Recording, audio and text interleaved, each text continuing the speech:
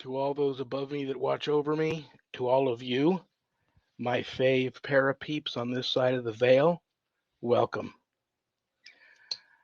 This is the Paranormal Ministry.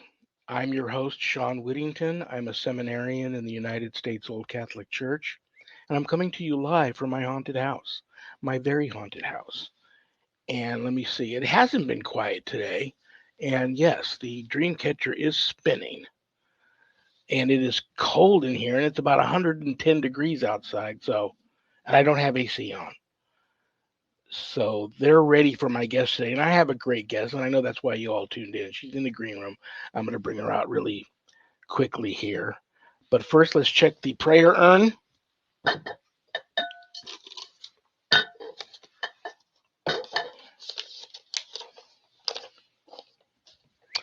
Carla S. from Nevada. Hi, Carla. Carla, you from Vegas? You didn't say. You just said Nevada. I heard you had COVID and are getting better.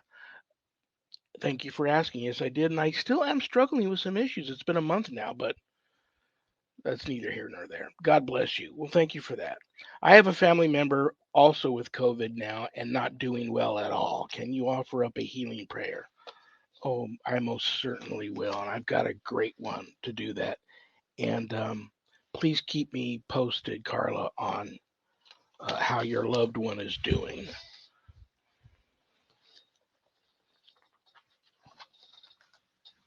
This is a beautiful one. In the name of the Father, and of the Son, and of the Holy Spirit, amen. I offer up this prayer for Carla, her sick family member, and all her family. God our Father, source of all health, be near those who suffer in the time of weakness and pain. Relieve them of their burden and heal them, if it be your will. Give peaceful sleep to those who need rest for soul and body, and be with them in their hours of silence. Bless those who know not what another day will bring. Make them ready for whatever it may be, whether they must stand or sit or be confined. Grant them a strong spirit. Inspire with you and your love those who bring healing and care to the suffering. May they bestow your gifts of health and strength wherever they go. Grant this prayer through Christ our Lord. Amen. Carla, like I said, thank you for wishing me the best with my issues.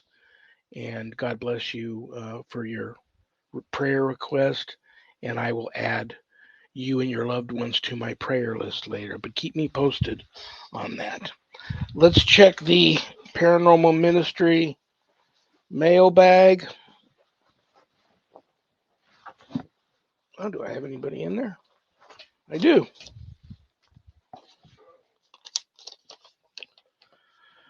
Billy from New York. Hi, Billy, New York. Okay. What would be your personal biggest don't when ghost hunting? That's a great question. And I do get that question a lot. And you know what? I'm going to hold on to this and also run it past my guest today. That's in her wheelhouse. But if I had to, if you're going to put my feet to the fire and make me choose one thing, it would have to be provoking. I don't provoke.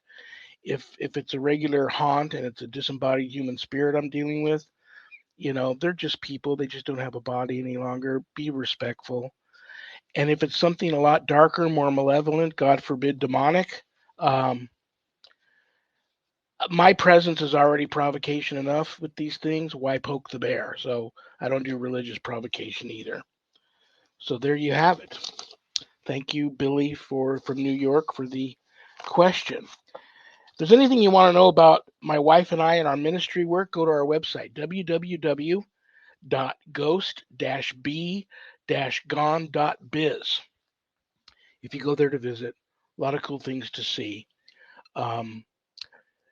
But most importantly, if you can do it, brothers and sisters, I know times are tough, but if my wife and I, we don't charge for our ministry work, helping people with their paranormal issues. So if you're able to do so and you notice the donate button, click on it and send my ministry in a small donation. I promise you it'll be appreciated from the bottom of our hearts, and trust me, we'll put it to good use. Don't leave, though, without navigating over to the page called The Introduction to Spiritual Warfare course/book On that page, you'll find the ghost store. Lots of cool things to buy in there if you go for that sort of stuff. And everything that's purchased on there, proceeds go to all the different charities that I support. Um, but scroll down past all of that, and you'll run into my new haunted autobiography, God, Ghosts, and the Paranormal Ministry. And I quote, scariest book I ever published. That was Annette Munich, owner of Stellium Books, my publisher. But don't let that scare you off of purchasing a copy. If you haven't done your good deed for the day yet, part of the proceeds of every sale of every copy of my book goes to support stjude.org, St. Jude's Children's Research Hospital in Nevada, and the ASPCA. So it's a no brainer. You get to help some of the neediest children on the planet and the animals too. How cool is that? And it's a great time to get the first book and get all caught up because I just found out yesterday, a matter of fact, that God, Ghosts, and the Paranormal Ministry 2, the second book, is coming out this coming Memorial Day. So that is great news. So you get a chance to get all caught up. And my publisher happened to comment that the second book is even scarier than the first one. So God bless her. She dealt with her own uh, fair share of paranormal activity, just editing and publishing that second book in her home office there. So God bless her for hanging in there. But the first book's out now, been out. You can get it at Amazon a little cheaper, or you can get it autographed off of the website, and that comes to you in a beautiful house blessing kit. If you need a house blessing kit. Okay, scroll a little further down past the book, and you'll see the Introduction to Spiritual Warfare course. I offer a 12-week online college level course, Introduction to Spiritual Warfare. And this is a course that's perfect for all of you true warriors for Christ out there that feel a calling and a longing to want to have more knowledge when it comes to drawing your line in the sand, making a stand, circling the wagons, and putting up a good fight against, God forbid, true evil if it ever comes calling. That's the course for you. You can enroll there at the website in the course. And spring 2023 class is almost filled up, so if you're interested, now's the time to jump on that. If you want more information about the course before making that type of commitment, you can go to the Introduction to Spiritual Warfare course Facebook page and read a little bit more about it if you'd like to. Most importantly, please keep all of my past, current, and future students in your prayers. And all my students that graduate get a stunning diploma, certificate of completion suited for framing, along with some other blessed gifts that you can only get from yours truly. Okay, the reason why you all tuned in. I love her. I respect her. She's super cool. She is the founder of CCPI, Colorado Coalition of Paranormal Investigators, author, teacher, speaker, you name it. Please give a big Paranormal Ministry family welcome to the one and only Clarissa Vasquez. And the crowd goes wild. Can you feel? I just got goosebumps. I can feel it. They are going wild. I can feel. Well, when you and I talk about crowd, we're talking about the crowd we can't see. I'm telling you, I got the goose. They're all excited. You're here. Well, You must have sent your ghost here to hang out with mine. Exactly. The ghosts in your house and the ghosts in my house they're all just going, yeah. Howdy. How are you? I'm good. How are you? Are you feeling better? I'm feeling better. So you know what? My wife recovered. First of all, she's 16 years older than me, 3-time cancer survivor, asthma, got COVID bad, bounced right back in about a week. Me, I get it. I test positive like 48 hours after she tested positive. And I had a really rough couple of weeks to where there were a couple of days there where I thought, am I going to have to go to the hospital? I was a little unsure. But I'm not testing positive any longer, but I still feel funky. I'm still TMI, I know, but I'm still sneezing out brain matter, coughing up brain, chunks of lung. lung Cough I butter. can't get rid of. The doctor gave me some really strong cough medicine where if I'm on it during the day, I'm just a zombie. So I only take it at night. But I'm getting better. But people be careful out there. It's still out there, and you never know how you're going to react to it. And it's some funky stuff. Even my producer and his wife, my co-producers, they had it bad. Yeah. And yeah, it's just funky stuff. I know you had it, but people have been reaching out to me all week since I announced you were coming on the show, wanting to know. They know you were in a bad accident. They want to know how you're doing and how the car's doing and all of that stuff. So I'm recovering. I still have a lot of soft tissue damage in my neck and shoulders and upper back. Um, I'm not going to give a lot of details because there is a lawsuit pending. But the the other driver's insurance company was going to total my car, but we were very blessed a couple of years ago. The engine in my car um, just it seized, it failed, and it was under warranty. So we had a brand new engine put in that car just a couple years ago, which dramatically increased the value of my car, so it wasn't totaled after all. And so they're going to fix it. It'll be a month tomorrow since the accident, and I should have my car back next week, God willing, please, because the rental car that they gave me, I'm not a big fan. But God was looking out for me, and it could have been a lot worse than what it was. So we're very blessed and very fortunate that that it wasn't worse than what it was, and that my car isn't totaled, and everything is just lots of good things going on right now for us, despite the accidents and the illnesses and everything. Things are, doors are still being open for us, and so despite all of that, we consider ourselves very blessed right now.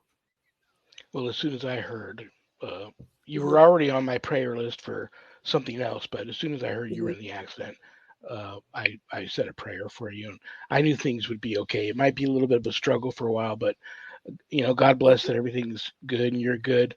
Um, Yeah. but I want to now flip the coin over to the good news.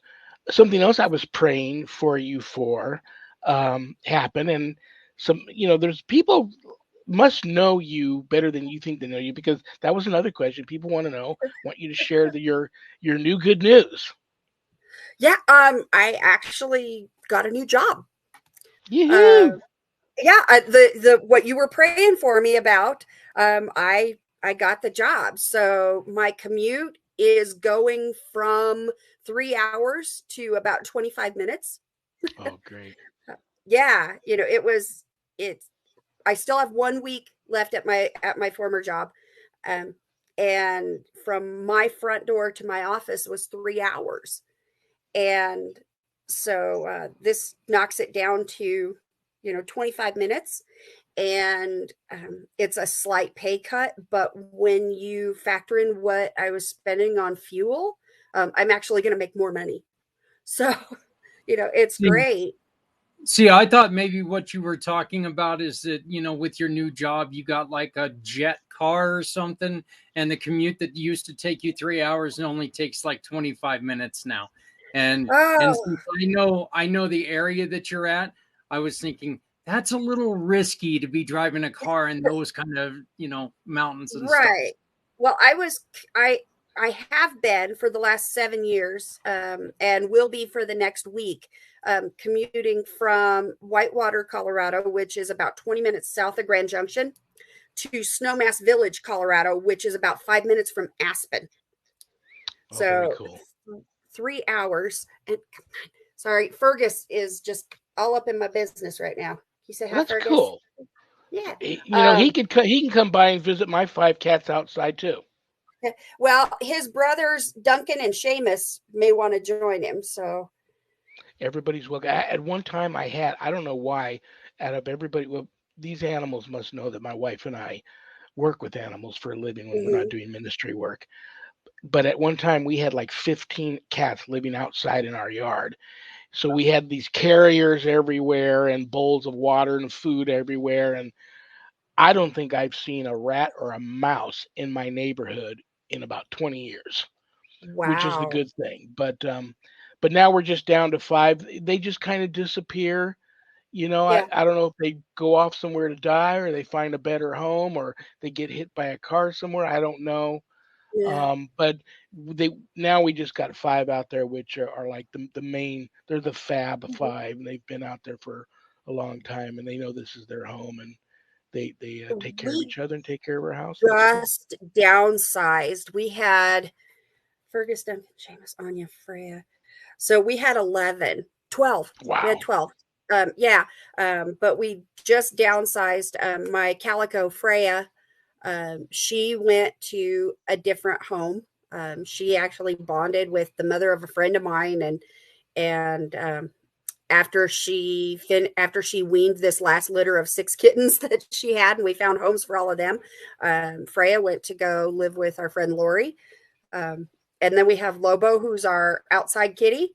But inside we've got Fergus, Duncan, Seamus, and Anya. So 4 inside, 1 outside. You are a good person. You have a good heart, and I can tell that. And they I'm sure they love you. I know you love them. This is something else that doesn't happen to me very often on the show. Um, to have a guest on, and I want to start by saying how proud I am of you, a guest on that recently graduated my online course. And not so much am I proud of you for that, and I'm going to try and get through this without getting emotional. Every once in a while, people say something to you that uh, makes you realize why you do what it is you do. And you said something so wonderful to me after you finished the course that Mm-hmm. just meant the world to me. But I'm so proud of you for, I mean, first of all, you aced it. So, and I knew you would anyway. And you have another team member, Reverend Robbie, took the Mm-hmm. course too, and he passed. So God bless you both for doing that. And hopefully, what you learned in the course, you're able to take with you in this spiritual warfare, paranormal, whatever it is thing we do. And Yeah. hopefully, it will help you. Yeah. Robbie and I have even discussed, you know, you need to do a next level course. You've got the intro class. You need to do a next level or a master class or something, Hmm. because there's so much more, you know than I'll tell than you what. what, it's funny you bring that up because 2, 3 years ago there was a step up course, and it started delving a little more into the demonology and Mhm. um, not so much jumping into the deep end as far as exorcisms Yeah. go, but dealing with people with severe infestation and attachments and stuff. And what happened was um, it just started getting a little scary and a little dangerous Mhm. for some people that were taking that course were going out and trying to perform exorcisms, and some of them got in a lot of trouble. So I started worrying about that, and it it was a tough decision to make, but that's a step up level. Of course, I took off for a while to try and regroup and see what I want to do with it. And I still get people all the time call me, want to take the course you just took. Before Mhm. they say yes, they ask, "Am I going to learn how to do exorcisms?" And I know right then when they ask me that question, they're not going to take the That's course because I have to be honest with them and Yeah. tell them, "No, it's exactly what it says. It's Introduction to Spiritual Warfare. Exorcism is a completely different calling, and that's something you don't really teach online." Right. But I'm going to take your advice under consideration and think about what type of course, as far as a next level course in um, Hmm. that genre, if you will, Right. what that will entail. I'll have to give it some thought. Yeah. But Well, I'm and proud of you. it's funny that you mentioned, things, happening, and and people, wanting to do exorcisms and stuff like that. Within 2 weeks of Robbie and I finishing the course and taking the test and passing and everything, we actually got called to a case that had it had it had already surpassed the infestation level and was on to oppression. It hadn't reached possession yet, but Robbie and I were able to together use some of the tools that we had learned in your course, and combat that and actually provide some relief to the person that was afflicted. And great. she's doing, praise God, she's doing great to this day. Let me ask you a question here, Clarissa, and let me actually help out the Rev here, okay? Do me a favor and tell other people who are listening and watching this, what are some of the best things you learned from this course? Let's actually try to pump Shawn up a little bit and tell people a little bit about the course. What are some of the best things that you learned about this course, or from this course? Sorry. So one of the big misnomers, when people think about demonic activity, they automatically think possession and exorcism, like the Rev was saying. And what a lot of people don't realize is that there's different levels. There's infestation, oppression, obsession, possession. There's several different levels before an exorcism is even considered. And so this course kind of helps you identify, what the levels are and, what course of action is needed, because not every case involves demonic activity, and not every demonic case, requires an exorcism. So it really helps you learn to study and identify and differentiate with what you are potentially dealing with. What I tried to do when I put the course together too, and you can tell me if I succeeded. I wanted it to be a course for everybody. You can be an atheist, you can be Jewish, you can be Catholic, you can be Christian, Muslim. You can be, from any religious belief system, any walk of life, and the course should speak to you in the way that it's supposed to speak to you. And it doesn't happen for everybody, but for some people, like with you, it meant the world to me to hear that it strengthened your faith and it got you. You're seriously thinking about starting your own ministry, which that's the greatest news for me. That's the greatest news. I am on track to begin classes at Colorado Christian University in the fall to get my master's in divination. Okay, looks like I have to put you on the prayer list again for something else. And my new job is actually working at one of the local churches. Oh, that's so cool. Yeah. And I, after I finished the class and realized what was happening, and realized that this had really strengthened my faith, I sat down, I wrote you a handwritten letter saying thank you, thank you, thank you, thank you, thank you, and snail mailed it to you. Just my appreciation for, yes, I paid for the class. Yes, it took 12 weeks to, read the materials, and the course materials. It's not easy.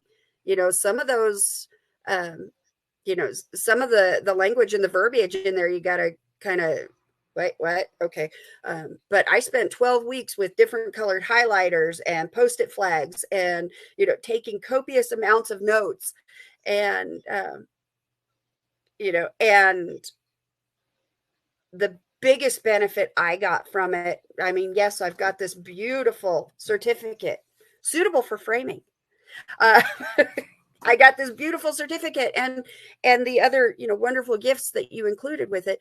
But the biggest thing I got out of it was, my renewed relationship with Jesus Christ. That is, and that's worth more than anything I ever could have paid for the class, and worth more than the time I spent studying and, reading and taking notes, and the time spent on the test. Worth it. You're going to be so awesome in that college. I can't wait to see where that takes you. But enough about my stuff. I have this. Okay, you know how people talk about coffee table books? Yeah. or books that are always within arm's reach. Yes. I have, like, if I could move my camera around on the outskirts of my office here, it looks like the opening scene from the original Ghostbusters with all these books stacked up, like I have some the same spirit did it. thing. Because people send me books all the time, stuff. But on my desk right here are always books that, for some reason, I just like to keep close. And one Mhm. happens to be your book. I don't know if Oh, this is your newest one it is. or it's your newest one. Yeah. I love this book, and I'll tell you many reasons why I love it. But one of the main reasons is haunted roads and highways. They're spooky, Hmm. and they're all over the place. So I guess what I want to ask you is talk to me about your inspiration for writing the book. And when you're all done, I want you to make sure you tell people how they can get it. But your inspiration for writing the book. And when I was looking through the book and reading some of the parts, I was thinking about how some of these most haunted towns, many investigators have talked about how, well, lots of things. Some of them are near big bodies of water. Some have Hmm. just all of these um, railroad lines, Hmm. tracks, and many of them are on ley lines, yada, yada, yada. But most of these towns like that have some of the most legendary haunted roads and Hmm. highways around Hmm. them. And you hear about, I myself have a time or two seen a ghostly, I always call it hitchhiker. They weren't Hmm. right there trying to hitchhike like from Right. those ghosts in the haunted mansion. But I've seen some weird things out on the road. Hmm. They got the black eyed children, you got haunted hitchhikers. Um, Talk to me about all that stuff and take your time. The show's yours. So the book is called The Phantom Hitchhiker Project and America's Haunted Roadways. And what started this whole thing was back, oh gosh, I don't even remember how long ago it was. It was when I went to college the first time. Um, I was taking one of my English composition classes. Don't remember if it was Comp 1 or Comp 2. I think it was Comp 2. Um, but I had to write a massive research paper on any given topic. And my topic was investigation, or more specifically, ghostology or ghost hunting or afterlife research, whatever you want to call it, should be regarded as a legitimate form of scientific research. And Fergus, I love you. You're a pain. Um, and I could not find any um, journal articles or peer reviewed documentation to either support or rebut my thesis. I couldn't find anything out there. So I started conducting interviews. I talked to some of the biggest names in the business at the time, and this was right around 2010. So I was talking to people like Barry Fitzgerald, Lloyd Auerbach, um, some of the biggest names at the time, because Clarissa Vasquez wasn't a big name then, and I got a lot of pushback from it. One person told me that it's no more scientific than boiling an egg, or it can't be conducted scientifically because there's too many variables and no controls. So, being the stubborn Irish redhead that I am, I developed a research project called the Phantom Hitchhiker Project, that included a series of controls within a paranormal or ghost hunting research experiment. And the actual project proposal is in that book. So the original thesis paper that I wrote is in that book. And the original project parameter, the project and its parameters are in that book. The only thing I redacted was the name of my college instructor from the thesis paper. Um, so there's a series of controls implemented that include time, temperature, lunar phase, the locations, and what we did was we were going to these roadside locations where a vehicle accident had resulted in at least one human fatality.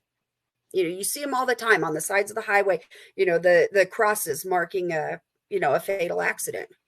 And so we were trying to see if those accidents produced a phenomena called geographic psychic trauma, or GPT. And it's the energy imprint left on an area or an object when something so tragic happens that you've got that massive energy expulsion and it leaves an imprint. And so we spent the better part of 10 years conducting this research. Yeah. And, if you want to know how it turned out, you got to buy and read the book. Absolutely. But Absolutely. we discovered a lot of things, that not only were we discerning whether or not these roadside locations contain GPT and subsequent phantom hitchhikers. And pardon the dogs. I'm so sorry. It's okay. That's okay. There must be somebody in the driveway. The Chihuahuas are going nuts. Yeah, we also have 3 Chihuahuas and a cow. But not only were we able to discern whether or not these locations had GPT and subsequent phantom hitchhikers, but we were also contributing to the theories surrounding time, temperature, lunar phase, weather conditions, and the role that they do or don't play in paranormal activity.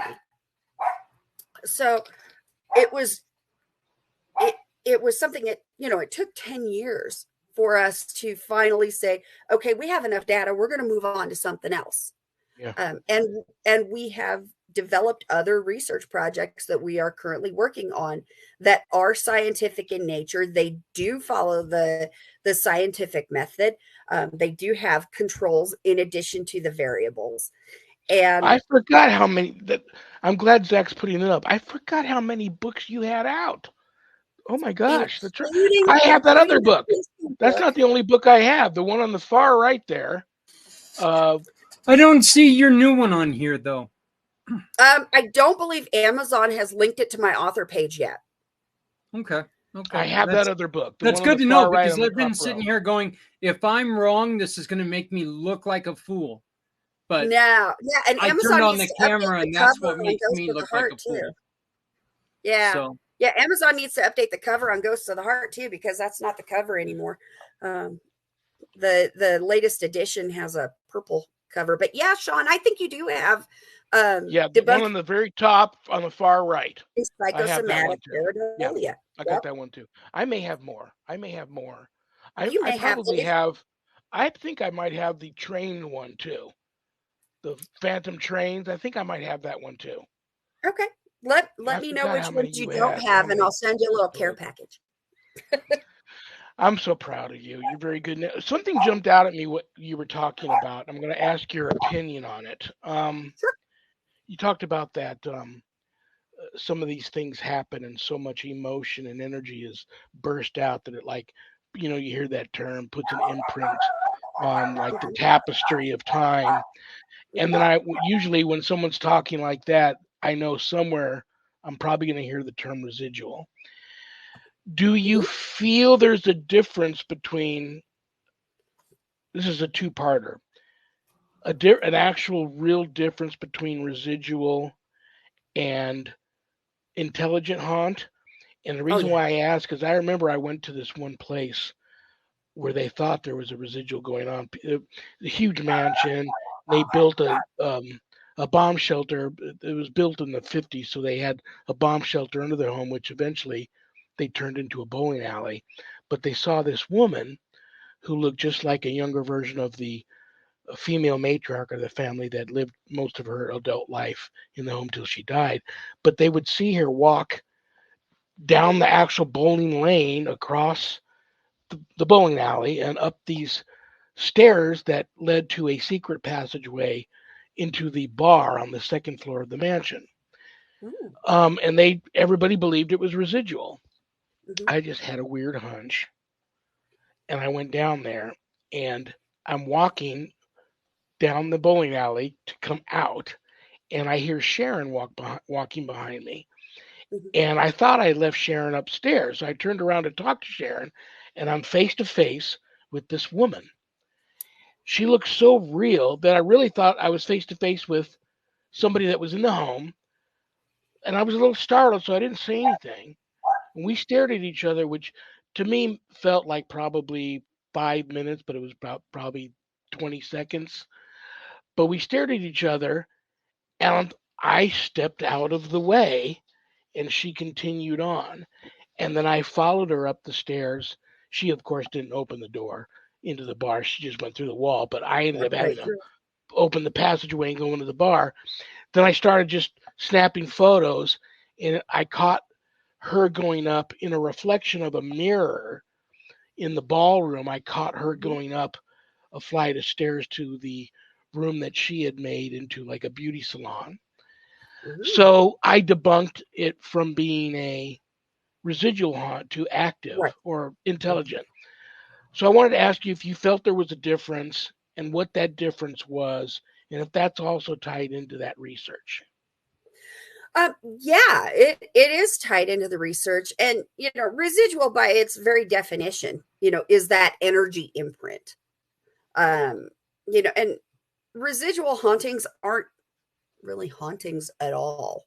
It's again, it's an energy imprint left over. It's like a tire track in the mud. The vehicle is gone, the tire is gone, but the imprint remains, and it just keeps going.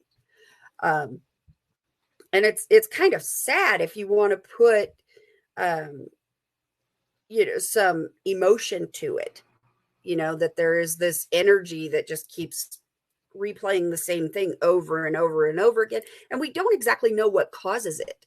Um, in the cases of GPT, geographic psychic trauma, we know that there was a traumatic sudden incident, like a death or some other instance of violence, um, that just left that sudden impact. Um, and so the instances where you've got a residual, there's no consciousness to it. They appear awake, but there's no consciousness to it. So it isn't even a case of they don't know they're dead, because there's nothing for them to know. There's no rationality anywhere in that. Whereas with an intelligent haunt, it is the spirit of the person. It's not just an energy imprint. It is that person's consciousness that is going and doing and interacting. Residuals will not interact with the living. Intelligent, can. They don't always, but they can. Um, and so, for you to come face to face with that for, good 20 seconds, that's, yeah, textbook intelligent haunting, because a residual wouldn't have acknowledged your existence. She would have walked right through you or past you or what have you, and just gone about her business. She wouldn't have stopped and made eye contact. Very interesting. I might as well run that. I promised Billy I was going to run this question past you. Billy from New York sent me in that question. What would be your personal biggest don't when it comes to ghost hunting, ghost busting, paranormal investigating, all of the Yeah, above? Billy, that is a great question. And I really think that, every researcher should be asked that question. Because I think 9 out of 10 of us will give the same answer. Um, and, the 10th one, those are the guys you see on TV. But 9 out of 10 will say the exact same thing you did, Rev, and do not provoke ever under any circumstances. Even if you're not dealing with a potentially demonic entity, even if you're dealing with um, an intelligent spirit, if that person doesn't know they're dead, you're making a potentially bad situation worse, by going in and say, how did you die? When did you die? You're dead, right? And, treat the departed as you would treat the living. Absolutely. There's no room in the paranormal field for Karens at all. The golden rule has got to apply. If you or I were sitting in a room and someone, I'm not going to mention any names, but they wear a t-shirt that's about 2 sizes too small for them, and gets right in your face and says, tell me your name. You're going to give them a one-fingered salute and be like, I'm not talking to you. I'm glad you had a chance. Go ahead. I'm sorry. But if somebody comes up and says, hi, what is your, my name's Clarissa, what is your name? You're going to be more inclined to answer. And it's the same, it works the same way in the field of paranormal research. You don't go in and provoke, show yourself. Yeah, no. But please, I mean you no harm. I mean you no disrespect. I just want to talk to you. I want to learn from you. Would you mind showing yourself to me so I know what you look like? What do I look like to you? Let's start a dialogue. Yeah. You're going to be more inclined to get results. I'm glad you got a chance to meet with Zach and his wife before the show started. All of you guys live in Colorado. Because you learned where they're at, and it was funny how you turned down so many cases from their area because you didn't know anybody in that area that had a team like them. So I'm glad that hookup happened. But I remember the last time you and I talked about Colorado, we were talking about you doing a Paracon, and my sister at the time, one of them lived up there in Eagle. And I was going to make a special trip to go see her. I was going to go to the Stanley. I was going to go to your Paracon. And for some reason that didn't happen. But what's COVID going happened. on? Pardon? COVID happened. Absolutely. But what happened with what's happening now with CCPI? And do you have any really cool events planned in Colorado? So CCPI, the Colorado Coalition of Paranormal Investigators, and it's funny that Zach said we didn't even know you existed. We've been around since 2004, so we are one of the longest running teams in the state. Actually, that was Adrian who said that. I barely know I exist, so I don't, I don't say things like that. But we serve Western Colorado and Eastern Utah. So anything from the Continental Divide West, that's our primary service area. And, just in the month of April, we have turned away so many cases from the Front Range. And when I say the Front Range, I'm talking the Continental Divide East. So I'm talking, Denver, Colorado Springs, Greeley, Loveland, Estes Park, anything over there at the very western border of the Great Plains. That takes 4 or more hours for us to travel to. Yeah. And, and it's just not feasible for us to do that, to travel that great distance, investigate, pack up and go home, and then, additional visits, then we got to go back over there. So we have been seeking a sister team of sorts, to field cases to, and we've got some pretty high standards. So we don't work with just anybody. So I'm excited to talk to Zach and his wife, to see if maybe we can form some kind of partnership, because I've got 2 that I sent away in the last week. Wow. That I can send over to them. Well, I'd like to, I just sent you a friend request on Facebook, and I noticed that one of the friends that we have in common is Mr. Nick Muley, and he's a dear friend of ours. Just love that kid. My wife is actually on a show with him every Thursday night. So him and he and Jeremy and and they have a really great time. Let me ask you this: you're in Colorado, okay? What and Shawn, this is kind of funny that you bring this up because this is kind of a two-pronged question. What is the most exciting place you've been in Colorado? And what's the most overrated place you've been in Colorado? Because I'm going to say most overrated. Shawn mentioned it a minute ago. Yep. And I'm going to agree with you. You know, before you answer that question, I know he's talking about the Stanley. Yep. And I can't believe I didn't think about this before the show started, knowing where you were at. There's actually, and a lot of people don't know this, there's actually two real hotels that movie is based on. And they only filmed it at the Stanley because it turned out to be Stanley Kubrick loved that location. But the actual story, and it's true, King did stay there, but there's two other much older hotels that the haunting that story is based on, and I can't remember what those are. You can go online and pull up the two hotels the the Shining is really based on, and you'll get these two. They're both like one's a ski resort, and they're both may be ski resorts, and they're both up in the mountains.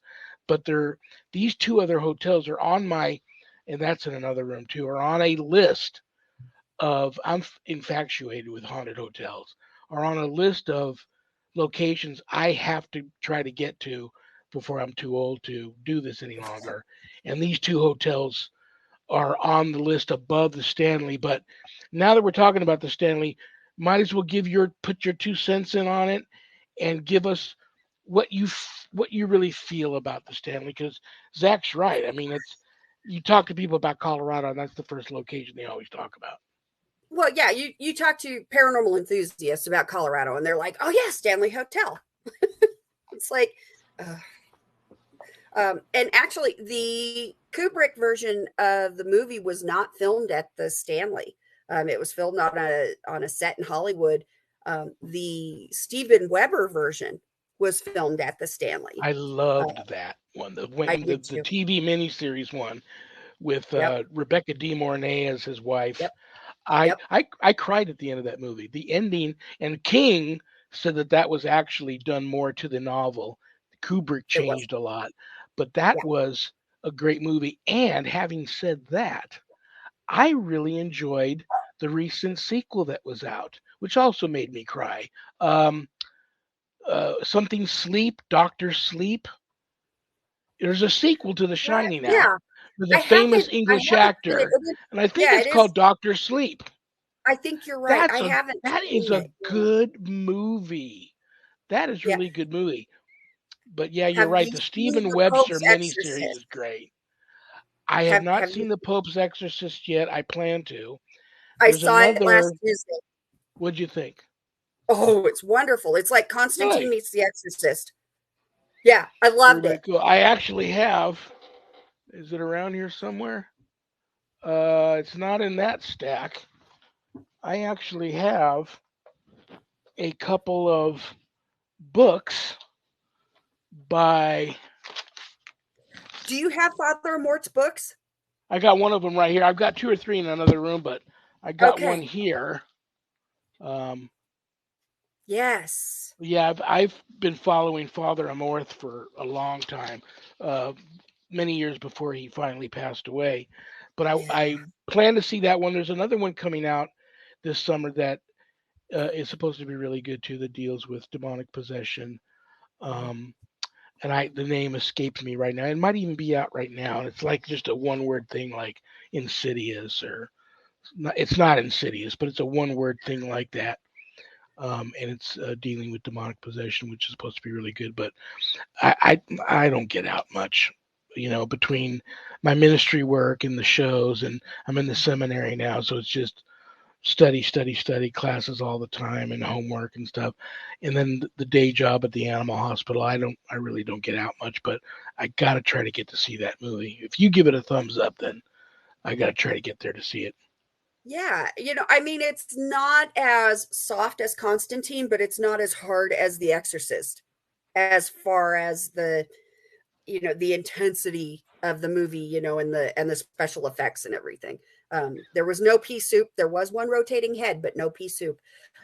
So it was really cool, and I'm actually excited to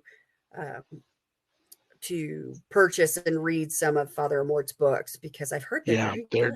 uh, they're eye opening, and it's like something comes over me when I'm working cases like that. People close to me tell me that something happens to me and I change.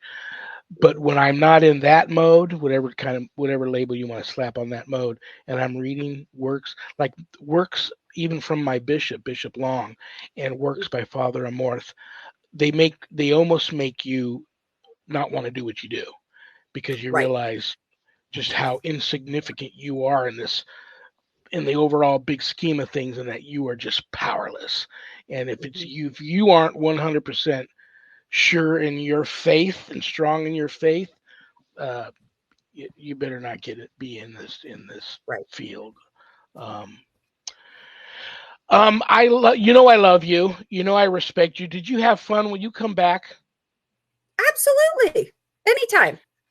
I want to apologize for two reasons. I'm gonna say bye to you a little earlier than I normally do with my guests, because Zach has a very important announcement to make, and I do too. And I wasn't gonna make the announcement, but I just this morning I had like 100 people. I kid you not, 100 people um, asked me why I haven't made the announcement yet. So I have an announcement to make too. But Zach has a really important show dealing with all kinds, just suicide in general, whether it's vets or young people or just suicide in general, which worldwide, all age groups, all walks of life, is off the charts right now.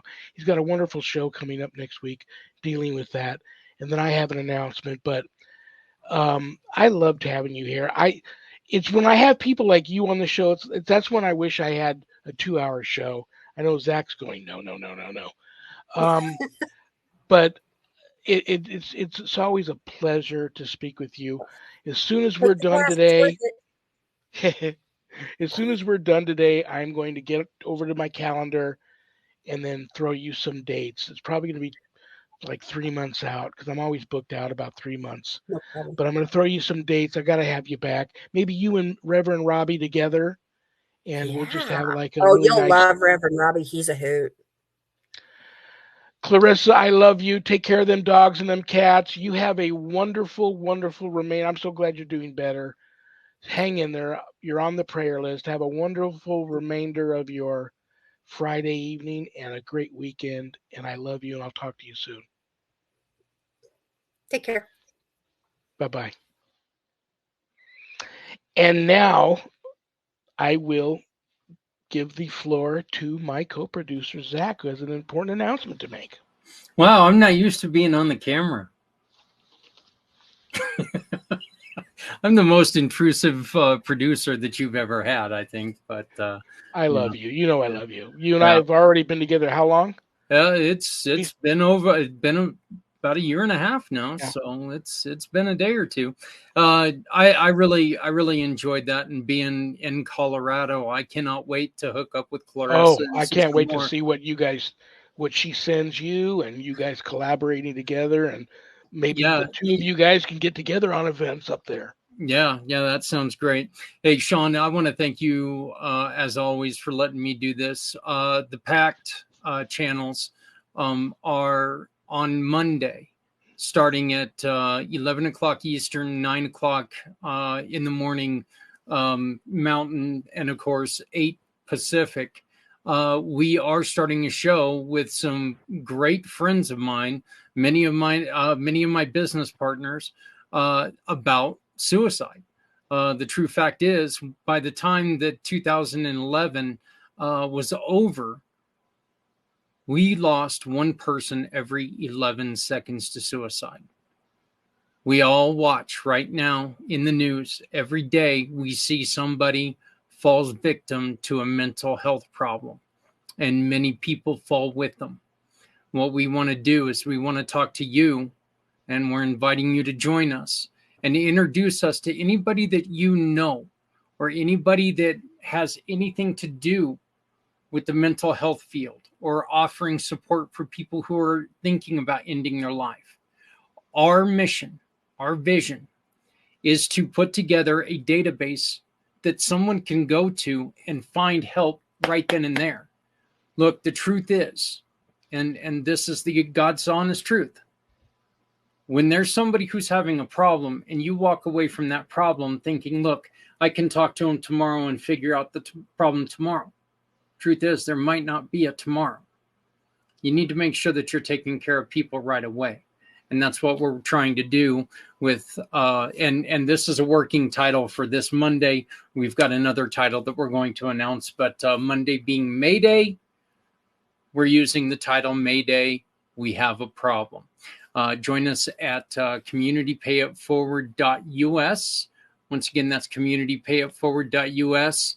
And you can find out more. If you would like to contact me, and I'm going to type this in real quick here. You guys can send me a text or send me a phone call to 970-909-0751.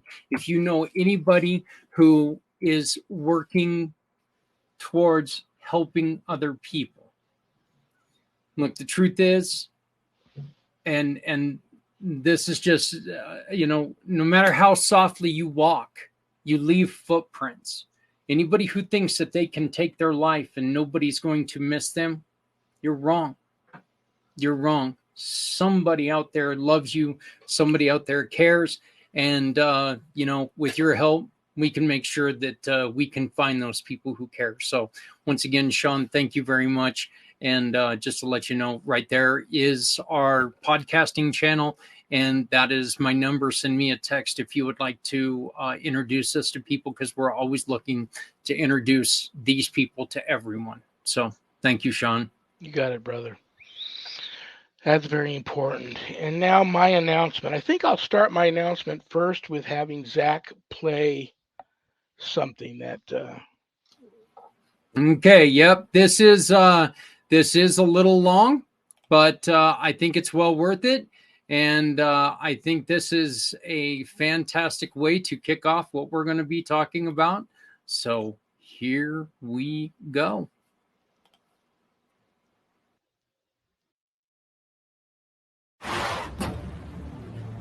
Evil is on the rise. Demons battle to possess our souls and drag us one step closer to hell. But now, there is a gathering of spiritual warriors who defend us against the devil's minions. Go back to hell! St. Michael the Archangel, defend us in battle. And unite to banish the demons in our midst. This was the case that opened my eyes. This 17-year-old girl was so distraught that she would do anything to talk to her dad one more time. Disturbing things started happening. You could feel the presence. It was just terrifying. We ended up having our very first demonic experience. It frightened me. It frightened me to the core. Demons wait patiently for the ultimate checkmate, the rise of the Antichrist, which will lead to the final battle between good and evil. Until then, the spiritual warfare will continue. These are the true stories of the Legion of Exorcists.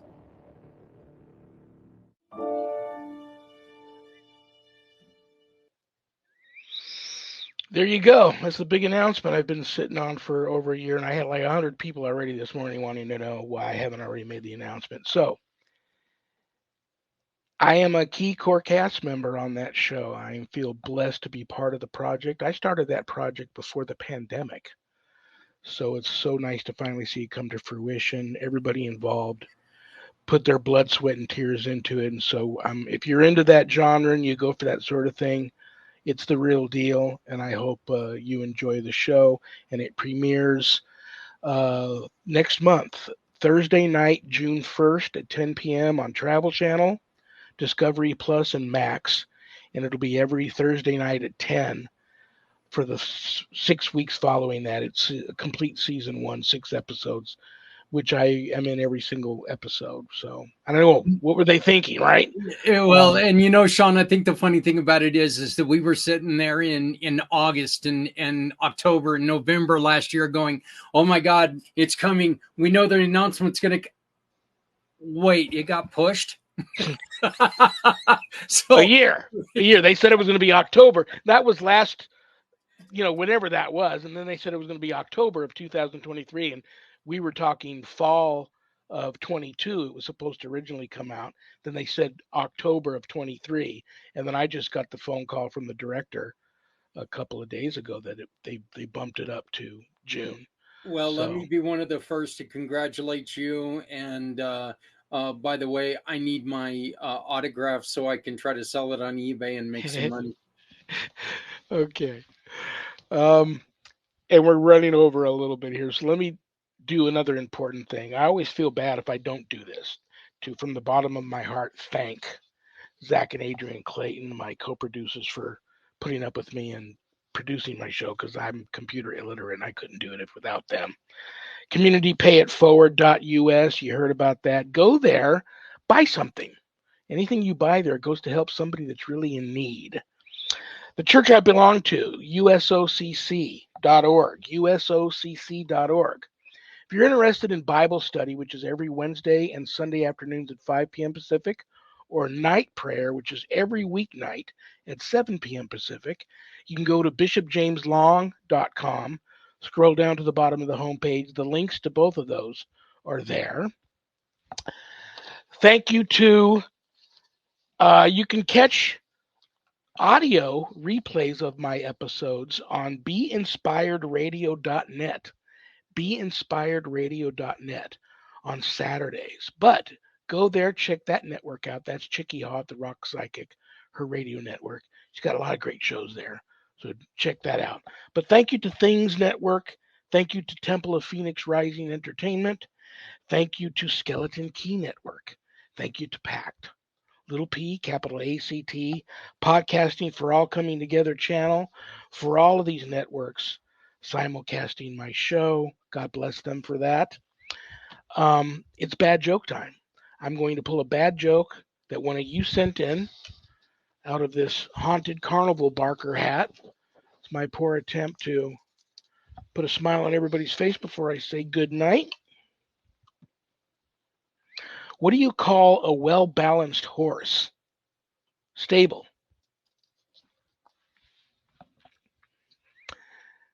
Good night, Jack. Good night, Dog. Good night, Harold. Rest in peace. Good night, Ernie. Good night, Bill. Good night, Dan. I love you all. God bless you all. Peace.